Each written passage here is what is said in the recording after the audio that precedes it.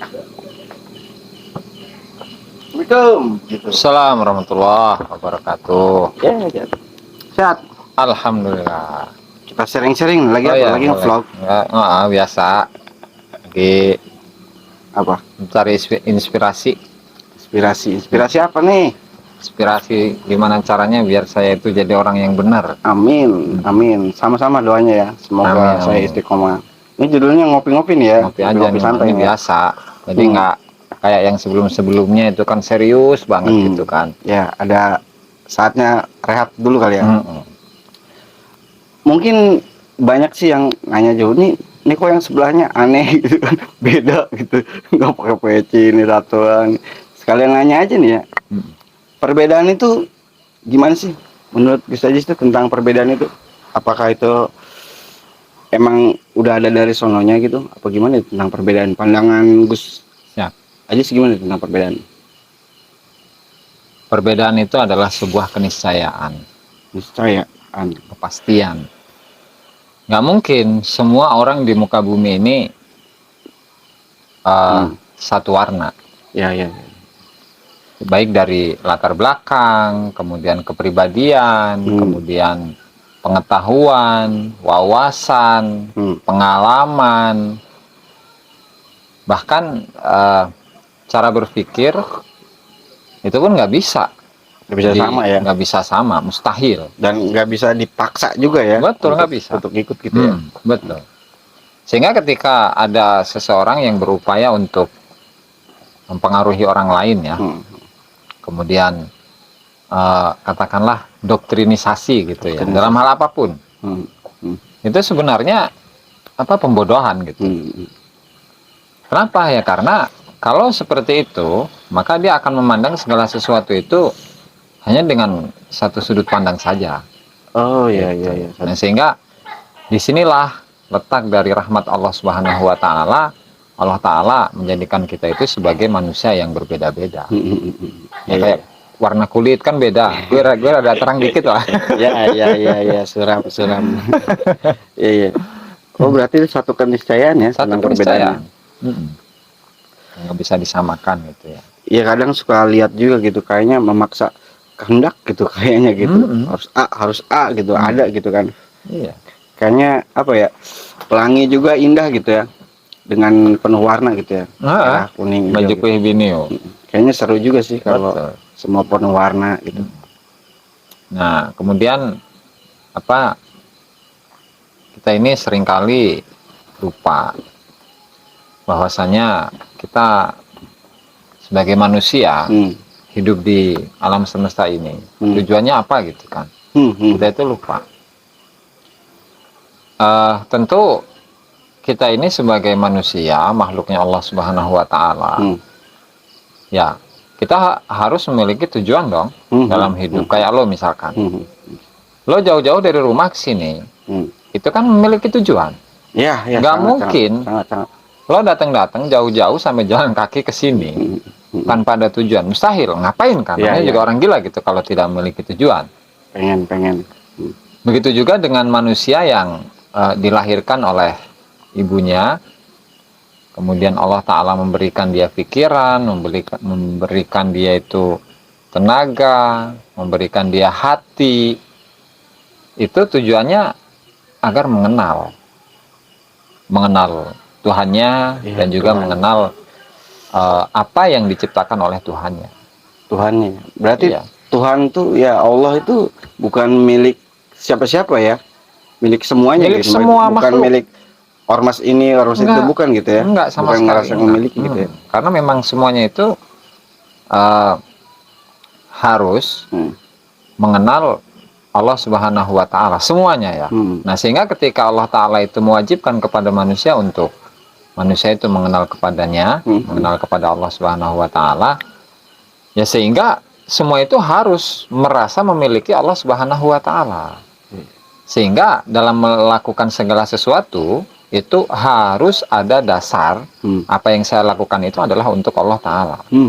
Ya, misalkan saya kasih contoh ya, kita ngopi, ngerokok, ngonten bareng gitu. Kalau tujuannya hanya sekedar mencari monetisasi ya. Iklan. No. Ya, iklan dari Google. Enggak. Yang dia dapatkan cuma itu. Iya, enggak. Tetapi ketika kita ini beda. Kita ngobrol, ngopi bareng, rokok bareng, ngonten. Seenggaknya bermanfaat Tujuannya ya. bermanfaat untuk sesama supaya kita ini sama-sama belajar menjadi orang-orang yang terpelajar, menjadi orang yang memiliki pendidikan, orang yang terdidik. Itu tentu lebih bagus. Dibanding ngejudge ini, ngejudge itu gitu ya. Nah, itu kesalahan yang sering terjadi dalam diri kita itu. Jadi misalkan gini, lo datang jauh-jauh dari rumah ke sini dengan kondisi lo yang seperti ini, yang katakanlah anak jalanan lah. Ya. Ketika saya belum kenal dengan Bang Gusti, tiba-tiba saya sudah menjustifikasi, oh ini anak jalanan, memiliki akhlak yang buruk, memiliki kebiasaan yang tidak baik, dan seterusnya. Itu justru akan menanamkan kebencian dari masing-masing diri kita gitu. Lo benci ke gue benci ke lo gitu kan. Sementara apa? Sementara kita sebagai manusia tentu harus kita ini tidak boleh untuk menjustifikasi orang lain. Kenapa? Ya karena sangat mudah bagi kita ini untuk menjustifikasi orang lain yang padahal justifikasi itu tidak ada dasarnya. Toh kita belum bertemu dengan Gusti, dengan Bang Gusti ya. Kemudian belum mengenal kepribadian Bang Gusti, kebiasaan, tata tutur bicara, bersosial, dan lain sebagainya. Belum tahu kan. Nah, disinilah rahasia dari di mana Allah Ta'ala itu menciptakan semua manusia dengan segala macam perbedaannya supaya kita saling mengenal. Ya. Itu bukan saling menghujat, bukan saling menjustifikasi. Karena kesalahan kita itu di situ. Berarti semua tuh antara surga dan neraka itu tuh kehendak Allah ya. Betul. Bukan ada di tangan siapa, di tangan siapa. Lu kalau ini ke gua lu masuk surga gitu. Enggak ya, Enggak. Gitu. Enggak ya, tetap ya. Karena kan pada hakikatnya khususnya kita ya bagi orang Islam itu ya. Kita sebagai orang Islam kan memiliki dasar utama dalam beragama. Di situ ada firman-firman Allah, firman Rasulullah, kemudian interpretasi dari para ulama-ulama. Nah, itu semata-mata bertujuan agar kita ini rapih dalam melaksanakan agamanya, ajarannya Allah Subhanahu wa Ta'ala. Ya kan? Tapi ketika kita ini dididik untuk menjadi seseorang yang hanya mempercayai sebuah doktrin, itu justru madorotnya, sisi bahayanya itu sangat besar. Sangat berasa. Saya juga ngerasain. Kayak misalkan lo gitu yang seringnya di jalan gitu ya, dulu-dulunya gitu. Lo kan memandang bahwa pesantren itu adalah tempat yang, itu tempat-tempat orang yang suci gitu kan. Sementara gue ini adalah orang yang banyak salah, banyak dosa, itu segala macam, tukang mabok, yang jelek-jelek aja gitu kan. Sementara orang yang di pesantren itu orang yang suci. Kan hakikatnya belum tentu gitu juga. Enggak sih, kalau saya sih memang pengalaman pribadi sih ya, karena orang tuh ngelihat saya pribadi gitu ya, memandang kok orang sibuk beragama gitu, tapi lupa gitu cara bertuhan gitu. Ini itu. Ya sibuk gitu. Berarti hanya sekedar formalitas ya? Ya, mengatasnamakan agama gitu dintis. Tapi kalau ngelihat yang beda dikit, pengaplikasiannya gitu kurang gitu barangkali. Kafir langsung apalah itu gitu, langsung kayak gitu. Jika membenci saya maka kamu masuk neraka kan? Ya kayak gitu. Akhirnya ya justru saya dengan tertarik belajar Islam itu, meskipun saya Islam ya KTP gitu, tertarik lebih dalam itu ya karena melihat akhlak, dari ngeliat akhlak guru, dari ngeliat akhlak lah, perilaku gitu. Di situ sih. Betul. Jadi intinya adalah penilaian kita kepada manusia itu adalah dari akhlaknya. Ketika dia itu memiliki akhlak yang buruk, itu menunjukkan bahwa dia adalah manusia yang buruk. Begitu juga sebaliknya, ketika kita ini berinteraksi, bergaul dengan seseorang yang memiliki akhlak yang baik, berarti itu merupakan cerminan bahwa hatinya itu pun juga baik. Nah, sehingga yang menjadi dasar utama atau dasar utama dari seorang manusia itu adalah hatinya. Hati. Dan kebagusan hati atau kondisi yang bagus dari hati seseorang itu bisa dilihat dari perilakunya, dari sikap, ya, dari ucapan, dari perbuatan. Nah, sehingga meskipun demikian, ketika kita itu melihat seseorang yang ucapannya itu selalu buruk, perbuatannya selalu buruk, kan tadi itu sudah ada indikasi bahwa hatinya itu berada dalam kondisi yang buruk. Meskipun demikian kita tidak boleh menjustifikasi sekali lagi tadi. Karena hak kita apa untuk katakanlah membelah dada seseorang untuk agar kita mengetahui isi dari hatinya itu bagaimana, kan nggak boleh itu mah. Itu mah haknya Allah Ta'ala kan. Enggak sih, untuk orang awam sih sebenarnya ngeri juga gitu ya, yang kadang yang mengatasnamakan agama tapi perilakunya beda gitu kan, merasa dia lebih mulia atau apa, yang ada beda gitu pandangannya gitu. Iya. Berarti dia dalam menjalani agama hanya sekedar formalitas. Sementara yang namanya agama itu kan, agama itu tidak hanya praktek ibadah, praktek sholat, praktek puasa, zikiran, kemudian sholat sunnah dan lain sebagainya. Bukan hanya itu. Tapi apa? Tapi di situ ada pelatihan agar diri kita itu merasa rendah di depan Allah Subhanahu wa Ta'ala dan memandang sesamanya itu ya sama seperti dirinya. Artinya ketika kita melihat orang lain, diri kita itu tidak pernah merasa lebih baik dari orang lain. Kan tadi kita bandingkan antara seorang santri tapi dia itu merasa soleh. Kemudian ada anak jalanan, tapi dia itu merasa dirinya banyak dosa, sering kali melakukan kemaksiatan, dan seterusnya. Tentu ketika kita melihat dua kepribadian ini, kan kita bisa menilai bahwa orang yang terbaik itu bukan orang yang merasa dirinya itu baik. Tapi orang yang terbaik itu adalah seseorang yang merasa dirinya rendah, merasa dirinya hina, merasa dirinya bodoh, merasa dirinya banyak dosa. Justru itu yang lebih baik.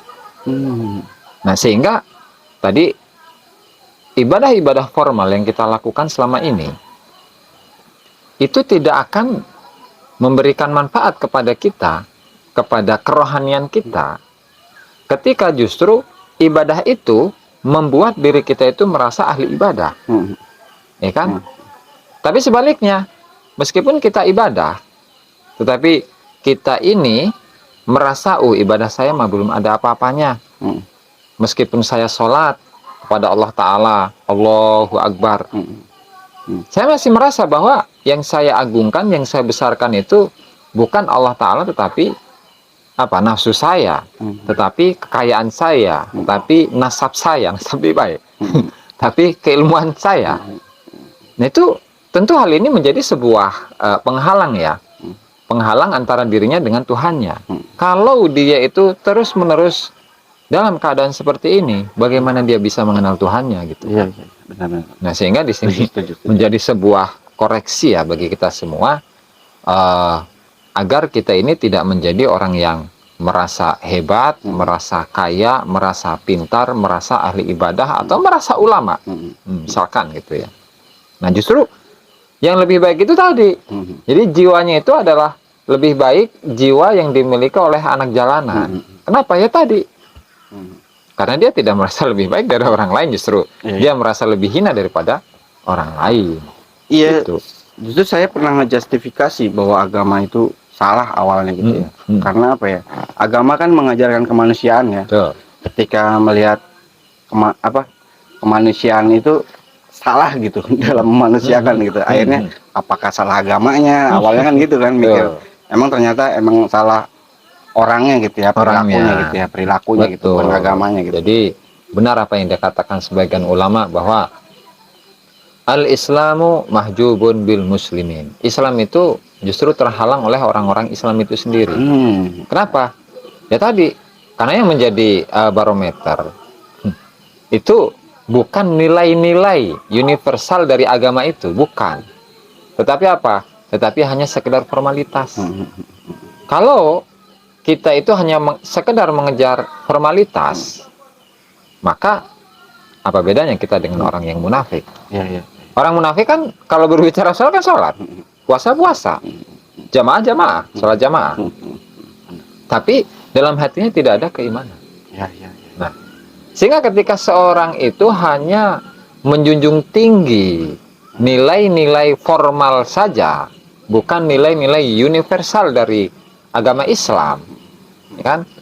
Maka dia itu tidak bisa, ibaratnya mengajak kepada orang lain, khususnya orang yang berada di luar agamanya, untuk mau masuk ke dalam agama Islam. Tertarik lah tidak Gitu, Jadi dari mana, ibaratnya gini,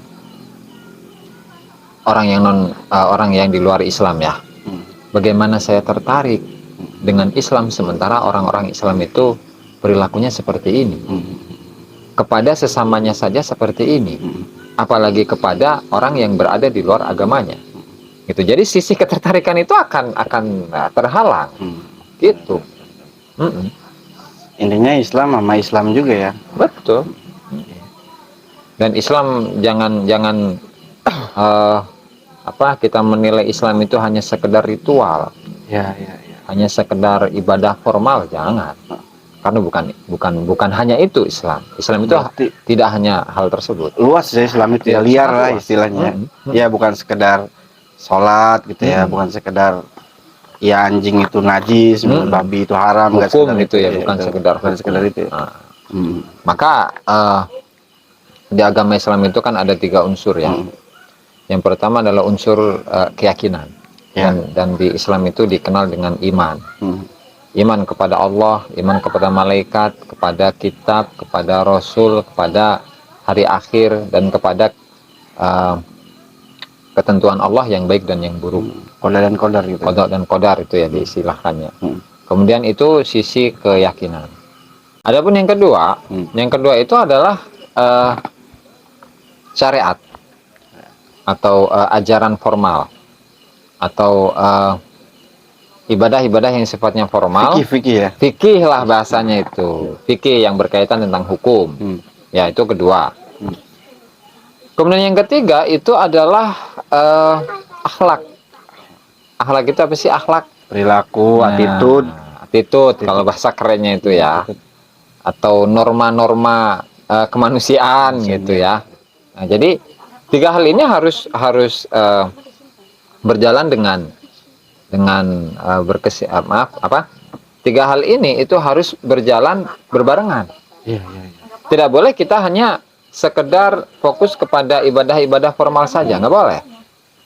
Bisa tanpa ada keyakinan, tanpa ada perilaku yang baik. Begitu juga perilaku yang baik itu tidak akan bisa berjalan tanpa ibadah formal dan keyakinan. Begitu juga dengan keyakinan itu tidak akan bisa berjalan ketika tidak ada ibadah formal dan juga tidak ada perilaku yang baik. Berarti masih terbilang fleksibel ya Islam itu ya? Sangat fleksibel.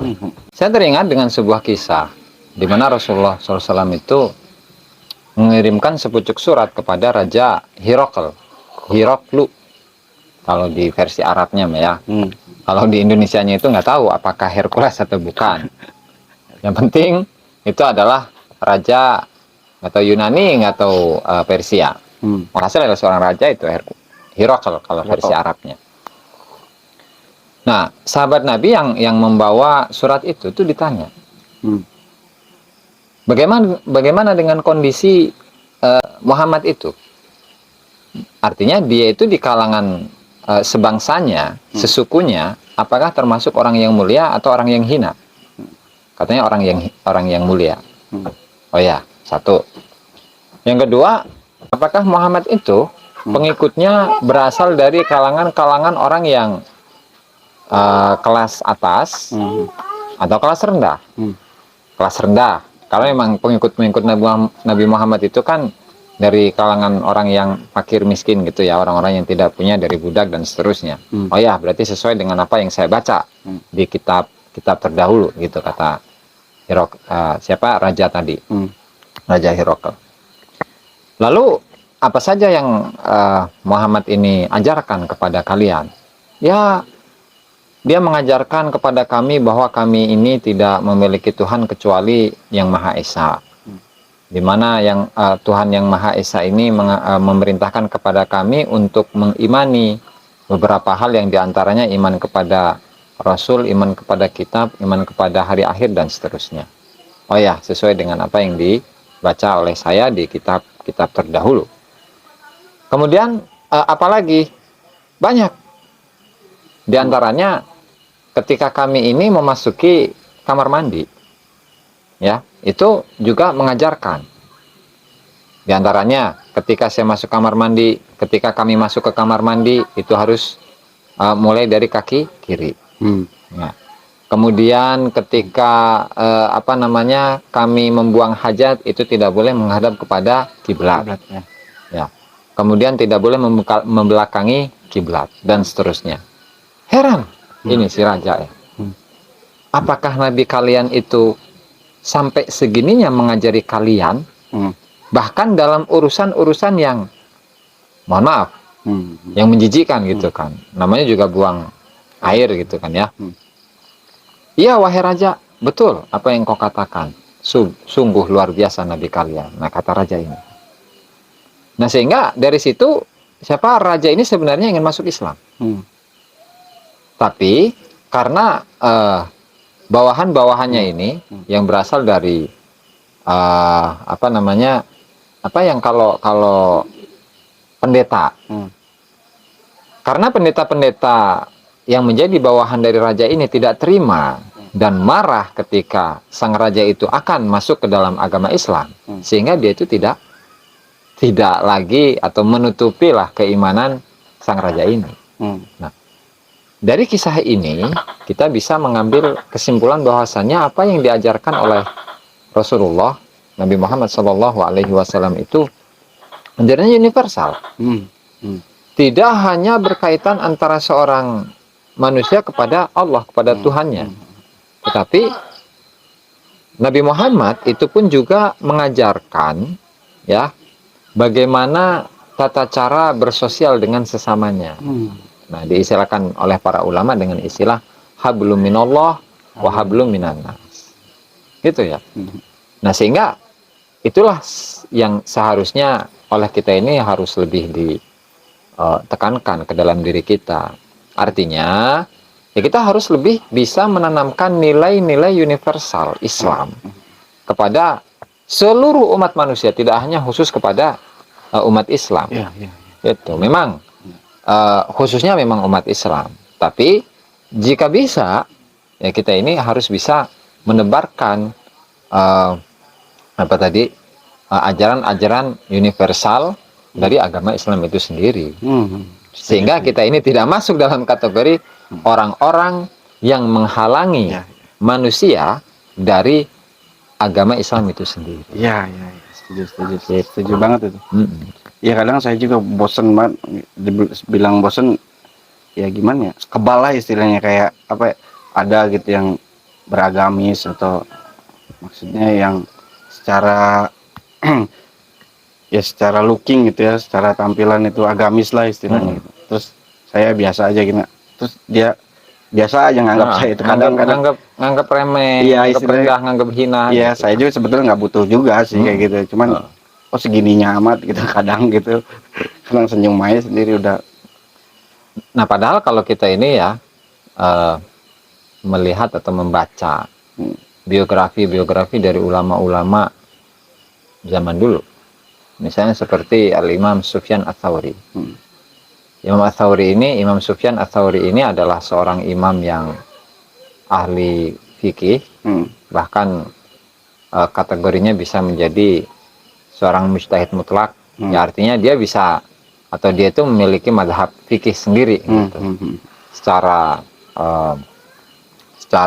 mustakil atau secara mandiri. Di samping itu juga beliau adalah seorang yang ahli sufi, artinya kedekatan kepada Allah Subhanahu wa taala itu pun juga luar biasa. Tiap hari ya, beliau itu kan memiliki tetangga. Imam Sufyan Ats-Tsauri itu kan memiliki tetangga. Nah, tetangganya ini itu tukang maksiat.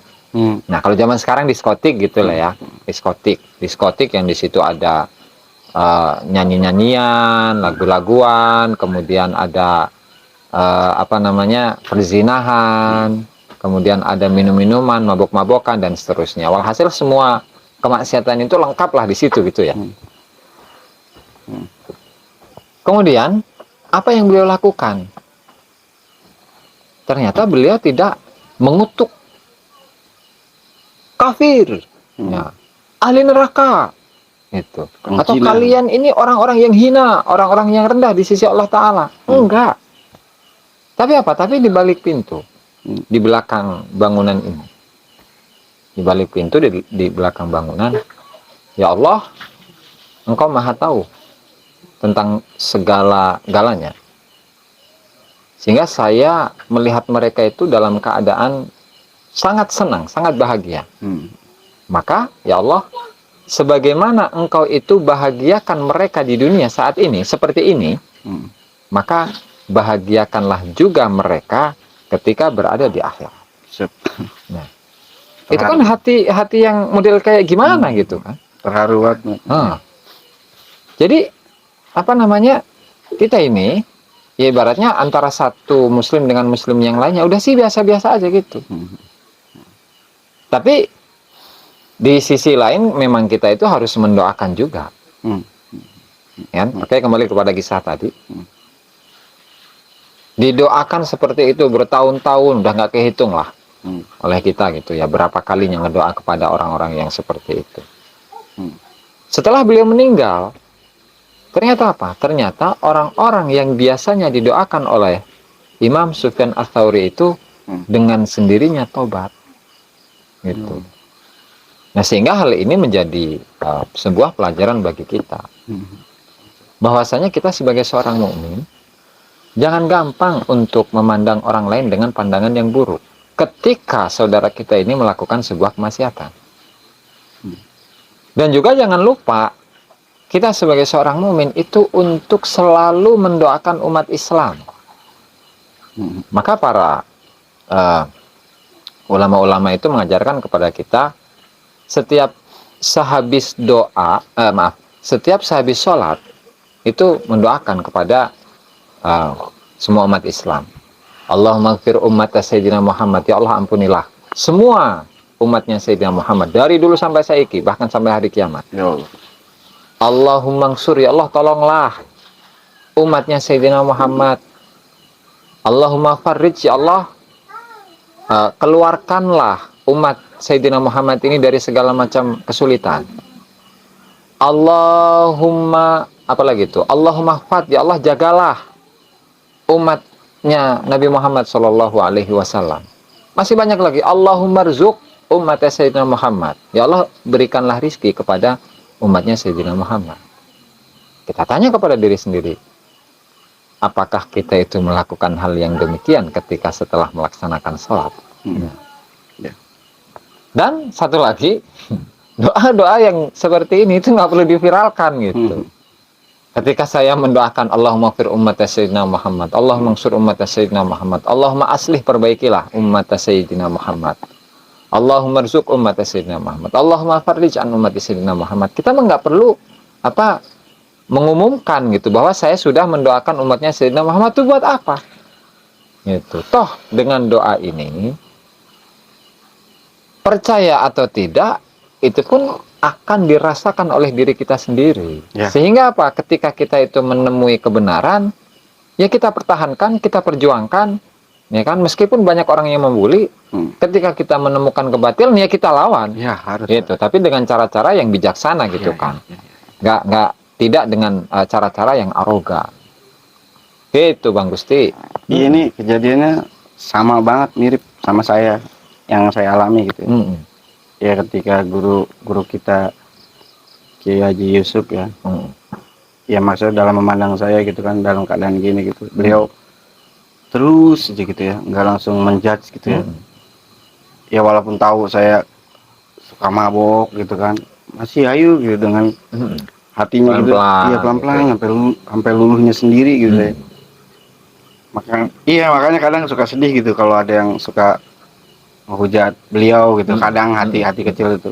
Kadang apa tahu apa sih lu gitu.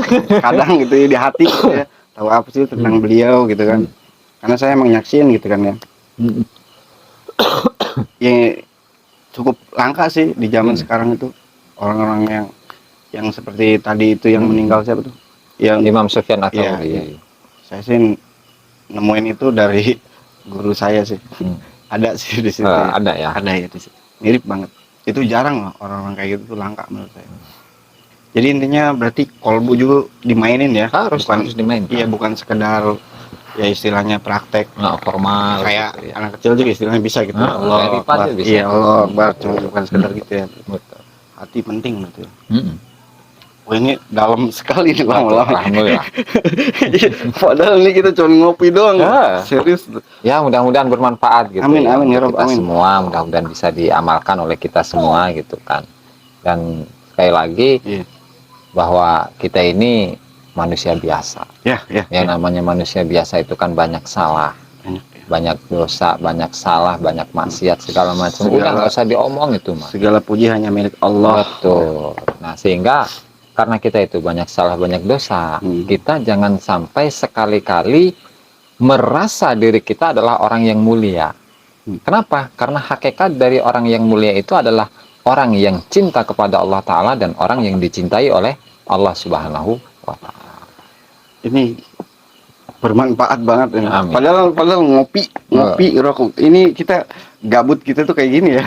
Bukan, ya maksudnya bukan cuman bikin konten pengen viral gitu ya, pengen manit apa gitu lah. Emang ya kita ya padanya ya di sini tuh yang apa adanya kayak gini.